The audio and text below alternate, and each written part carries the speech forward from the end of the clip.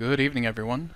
This is Henry Gambell with SimplerOptions.com, and in today's free video, I wanted to go a little bit more into those ideas that I'd been sharing that I'm going to be working as we get into the next round of earnings season.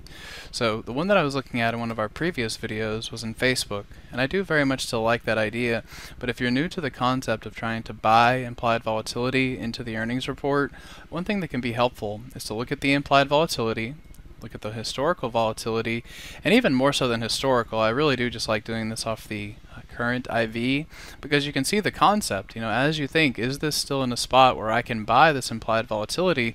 Well, just go back and look at your previous earnings reports. So, if we're already up at elevated prices, then there's not as much opportunity.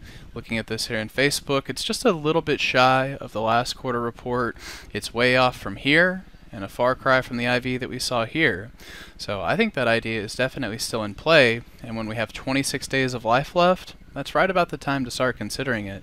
So I do still like that idea quite a bit in Facebook, and then if we come over and take a look at the same analysis in Netflix, it's basically the exact same thing, and this is why I like to look at multiple tickers for these ideas and then spread my risk, because maybe this implied volatility just trades sideways into the report, and if so, that spread will be a little bit less forgiving. But if this is one of those instances where it can climb up into these areas, well, then you still have opportunity in that trade.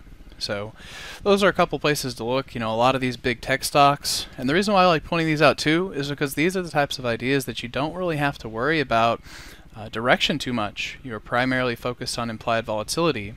Now, of the three that I've looked at so far, with Google being the third, this is one that I would say this is not quite as easy, because when you look at where implied volatility is now, it has already exceeded the value from the previous earnings, and when you look back to these others, they're pretty much right there in line with it. So of the three that we've reviewed tonight, I think Facebook and Netflix are the better of the bunch, and that's a place where you can focus on long volatility into the earnings report and not be forced to pick direction. So I hope that's helpful. One other thing I wanted to share with you is that we are having a 4th of July sale on a batch of our indicators. So if any of these are interesting to you, and we've got a couple of our classes that are in that as well. So if that's something you've been interested in, it's always nice to pick it up on a discount, and hopefully you guys find that helpful. So have a great holiday weekend, and I will see you at the next free video.